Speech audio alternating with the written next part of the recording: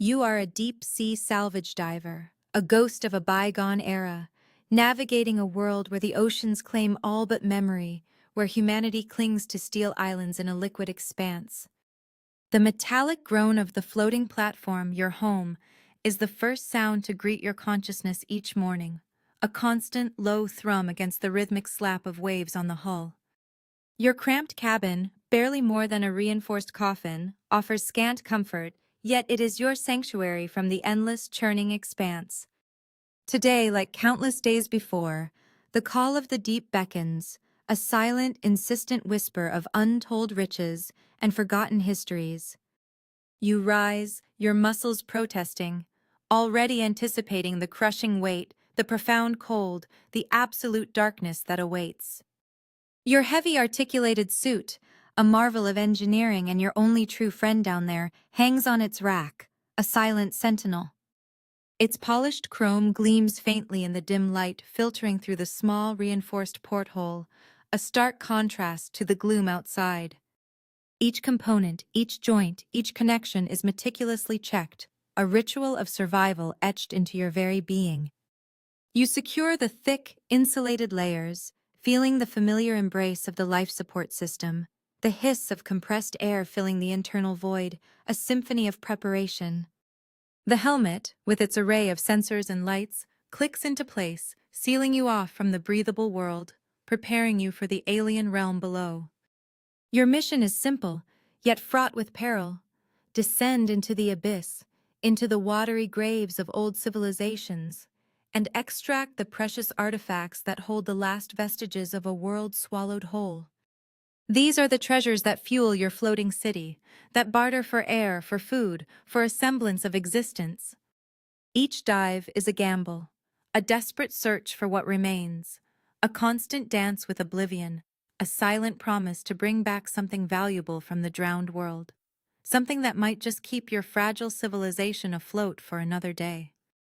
The pressure mounts, not yet from the water but from the unspoken expectations, the relentless need for discovery, a weight far heavier than the ocean itself. You are the seeker, the one who dares to brave the crushing depths, the one who brings light to the profound darkness. The platform shudders as the winch engages, a deep, grinding roar echoing through the hull. You feel the familiar lurch as your diving bell begins its slow, inexorable descent. The light from the surface diminishes quickly, swallowed by the increasing gloom. Soon, only the piercing beam of your powerful helmet-mounted projector remains, a solitary spear of light cutting through the impenetrable blackness. The water outside becomes an ever-thickening, oppressive blanket, pressing in on your suit, a tangible force against your very being. You watch the pressure gauge climb steadily, each increment a testament to the immense, unforgiving power of the ocean. The temperature drops, a chilling embrace that seeps through the advanced insulation, reminding you of your vulnerability, your fragility in this alien environment. Outside your viewport, the deep is alive with its own spectral ballet. Bioluminescent creatures, like living constellations, drift past, their ethereal glow momentarily illuminating the shadowy depths. Some are tiny, darting sparks of light, while others are vast, amorphous forms that disappear into the murk as quickly as they appear. They are beautiful, haunting, and utterly indifferent to your presence. The silence is profound, broken only by the steady, measured rhythm of your own breathing, amplified by your suit's internal systems. It is a lonely sound, a constant reminder of the isolation, the vast emptiness that surrounds you. You are a minuscule speck in an infinite void, a trespasser in a realm not meant for human life. The descent is a journey into the unknown, a passage through time and memory, into the heart of a drowned world. The weight of the water becomes almost unbearable, a physical manifestation of the forgotten ages piled above you. Your senses strain, searching for any anomaly, any hint of the ancient structures you seek. The cold gnaws at your bones, a constant dull ache that intensifies with every meter you drop. You feel the deep-sea currents, subtle at first, then growing stronger, tugging at your suit, threatening to pull you off course. Your thrusters hum softly, constantly correcting your trajectory, fighting against the unseen forces of the abyss. This is your world, this crushing, silent darkness, a place where legends are born and forgotten, where the past lies buried under an impossible weight. Then, through the swirling particulate of the deep, an impossible silhouette begins to resolve itself. It is a colossal structure, a titan of concrete and steel reaching up from the abyssal plain. Your heart hammers against your ribs, a frantic drumbeat in the profound silence. It is an ancient skyscraper, its upper floors, once piercing the clouds, now shrouded in a vibrant alien tapestry of deep-sea corals. They glow with an otherworldly luminescence, painting the decaying architecture in hues of sapphire and emerald. The sheer scale of it is breathtaking, a monument to a civilization that once defied gravity, now humbled by the ocean's embrace. You approach slowly, cautiously, your powerful floodlights sweeping across its barnacle-encrusted facade, revealing gaping windows like empty eyesores staring into the void. This is no mere ruin. It is a tomb of dreams, a repository of history. Inside, through the shattered remnants of what were once panoramic views, you glimpse tantalizing, shimmering silhouettes. They are indistinct, ghostly forms, but your experienced eye recognizes the telltale signs of undisturbed treasures, of advanced technology, of a time when humanity reigned supreme on dry land. The structure whispers of untold riches, of knowledge long lost, of a power that could reshape your precarious existence. Your internal sensors confirm the structural integrity, remarkably preserved despite the crushing pressure and relentless passage of time. This is a virgin site, untouched by other scavengers, a true goldmine in a world starved for resources. The thrill of discovery surges through you, a potent cocktail of adrenaline and awe. You maneuver closer, your thrusters humming softly, your gaze fixed on the entrance, a gaping maw in the building's base, beckoning you into its depths. Every fiber of your being screams to enter, to claim the secrets held within. This is why you dive, why you risk everything for moments like these, for the chance to touch the echoes of a lost world. The potential rewards are immense, promising not just survival, but prosperity for your struggling platform, a brief respite from the constant battle against the encroaching sea. Suddenly, a sharp, piercing blip echoes in your ear, jolting you from your reverie. Your sonar display flashes red, indicating a rapidly approaching contact. Your blood runs cold. This is no leviathan of the deep, no harmless bioluminescent anomaly. The signature is unmistakable, artificial, metallic, and moving with alarming speed. It's a competitor's submersible, larger and more heavily armed than your own, a predatory shadow in the abyss. Your heart pounds, a frantic drum against your ribs. They have found you. They are coming for your discovery. The shimmering silhouettes inside the ancient skyscraper are no longer just a promise of wealth. They are a beacon, drawing unwanted attention. The rival craft's presence is a violation, an aggressive trespass into your hard-won territory. You see its powerful searchlights ignite in the distance, two malevolent eyes piercing the gloom, sweeping the area. They know you are here. They know what you have found. This isn't just about salvage anymore, it's about survival. The tension coils in your gut, a cold, hard knot. You activate your stealth systems, dimming your external lights, hoping to melt back into the darkness, but it's a futile gesture. They are too close, their sonar too advanced. They are not here to negotiate. They are here to take by force if necessary. A wave of dread washes over you, quickly replaced by a surge of defiant anger. This find is yours. You earned it with blood, sweat, and endless hours in the crushing dark. You will not surrender it. You prepare your thrusters for evasive maneuvers, your mind racing, already plotting a course, searching for cover, for any advantage in this unforgiving environment. The game has changed, the hunt is on, and you are both the hunter and the hunted. The stakes have never been higher. The deep, which was once your ally in its vast indifference, now feels like a vast, treacherous arena, ready to swallow you whole if you make a single mistake. The chase begins. You kick your thrusters into full override, a desperate surge of power propelling you away from the looming threat. The competitor's submersible, a monstrous armored behemoth, is faster, more agile, a relentless predator on your tail. You weave frantically through the decaying cityscape, using the skeletal remains of forgotten buildings as cover. A shattered pedestrian bridge becomes a narrow choke point, forcing your pursuer to slow, giving you precious seconds. You scrape against a coral-encrusted wall, the grating sound a terrifying shriek in your comms, but you push through, ignoring the damage, the potential breaches. Debris from the ancient collapse becomes your shield, a chaotic field of twisted metal and shattered concrete. You duck behind a colossal, toppled antenna array, its rusted spikes forming a temporary labyrinth. Your heart races, each beat a frantic hammer against your chest. Your pursuer fires, a high-frequency sonic burst that rattles your suit, blurring your vision momentarily. The impact vibrates through your entire body, threatening to disorient you. You retaliate with a quick burst from your own defensive flares, a momentary distraction, a flash of light in the profound darkness, hoping to blind their sensors, to buy yourself a fleeting advantage. The deep becomes a battlefield, a treacherous maze of shadows and sudden drops.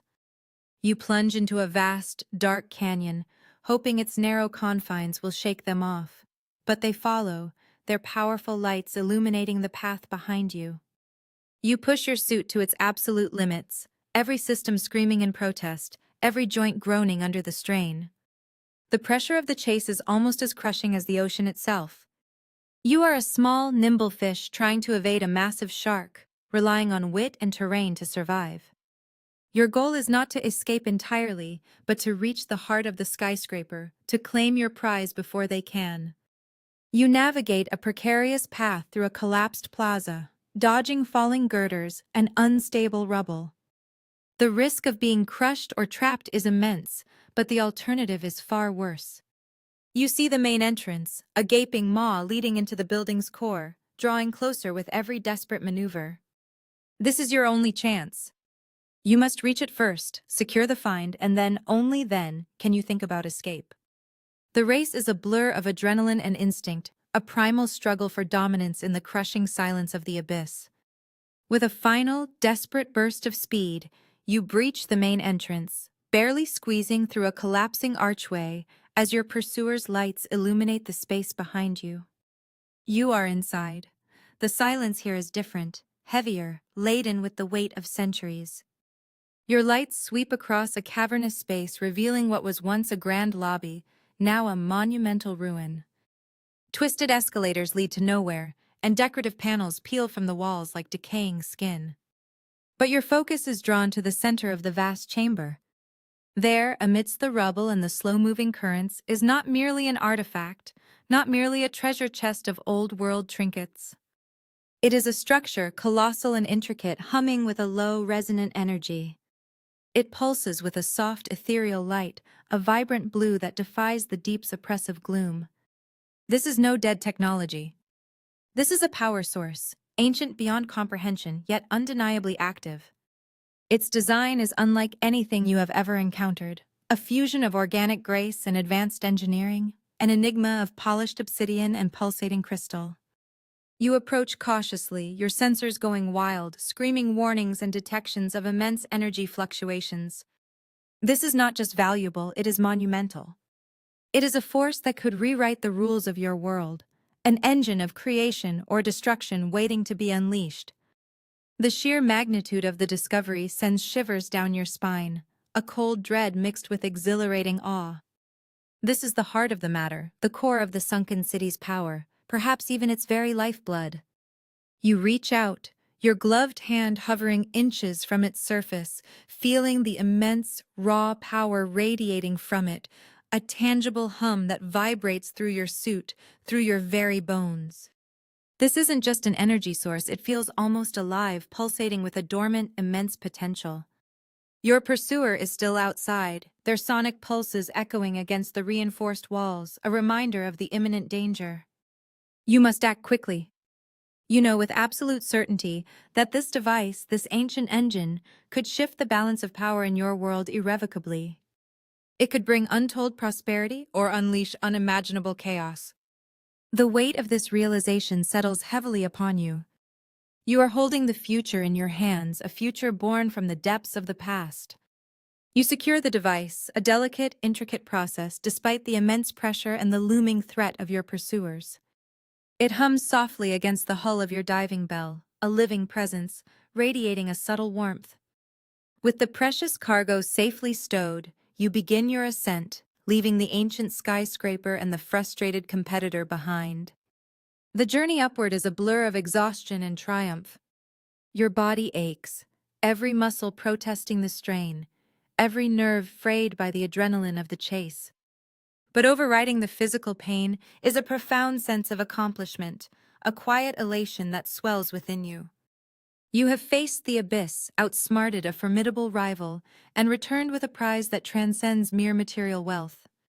The deeper you go, the lighter you feel, not just from the decreasing water pressure, but from the immense burden of the mission being lifted. The endless darkness gradually gives way to a faint, ethereal blue, then to the familiar murky green of the shallower waters. Finally, the surface breaks above you, a shimmering, chaotic mirror reflecting the sunlight. You breach the surface with a mighty splash, the sound of rushing water a symphony of relief after the profound silence of the deep. The fresh air, though filtered through your suit, feels like a balm to your lungs. The platform looms overhead, a welcoming beacon of steel and humanity. As you are winched back onto the deck, the shouts of the crew, their expressions a mix of surprise and awe, greet you. They gather around, their faces reflecting the disbelief and respect your impossible feat has earned. You emerge from your suit, feeling the biting wind and the sun on your face, a stark contrast to the cold, dark world you just left. Your limbs are heavy, your mind buzzing, but you stand tall, a conqueror returning from the underworld. The energy source, now carefully cradled by the platform's technicians, pulses with that same ethereal blue light, a beacon of hope and power. You know that this find, this miraculous recovery from the deep, will not only repay all the risks you took, the dangers you faced, but will also usher in an era of unprecedented possibilities for your floating city. It is a game changer, a paradigm shift. You have brought back more than just an artifact. You have brought back the potential for a new future. As the technicians carefully analyze the humming artifact, their faces alight with wonder and frantic excitement, you watch from a distance. The energy source, vibrant and alive, continues its rhythmic, gentle pulse. Its light, once a faint beacon in the abyss, now casts an unnatural blue glow across the metal deck, painting the faces of the crew in an eerie, unfamiliar hue. They speak in hushed, reverent tones, their voices filled with awe at the raw power you have brought from the deep. But as you observe them, a cold, unsettling realization begins to bloom in the back of your mind, a creeping dread that chills you more profoundly than the deepest ocean. This is not merely an energy source, it is something far more complex, far more ancient, far more active than anyone could have possibly anticipated. The subtle vibrations you felt while carrying it, the almost intelligent hum, the way it seemed to resonate with a pulse that wasn't quite mechanical, it all comes rushing back. You watch as one of the lead technicians, his hands trembling, brings a specialized sensor closer to the device. His eyes widen in stark terror, and a gasp escapes his lips, quickly lost in the general murmuring. He backs away slowly, his face drained of all color, his gaze fixed on the artifact as if it were a living, malevolent entity. Then, a low, resonant tone begins to emanate from the device itself, a sound that vibrates through the very structure of the platform, a frequency that bypasses your ears and resonates directly within your chest. It is not a hum of power, but a complex, intricate pattern, almost like a language. It is a signal. And then the horrifying truth crashes over you, a wave far more powerful than any ocean current. This device was not merely an energy source for the sunken civilization. It was a long-dormant communication array, a deep space beacon. And by bringing it to the surface, by reactivating its ancient mechanisms, you haven't just found power. You have completed a transmission. You have sent a message that has been waiting for millennia to be sent. And as the blue light intensifies, pulsing with renewed vigor, you realize with a sickening certainty that the signal is not just going out. It is being answered, something is coming. And the profound silence of the deep, which once felt like your ally, now feels like the vast, empty void that separated humanity from an unimaginable, waiting intelligence, an intelligence that you have just, unknowingly, invited to your world.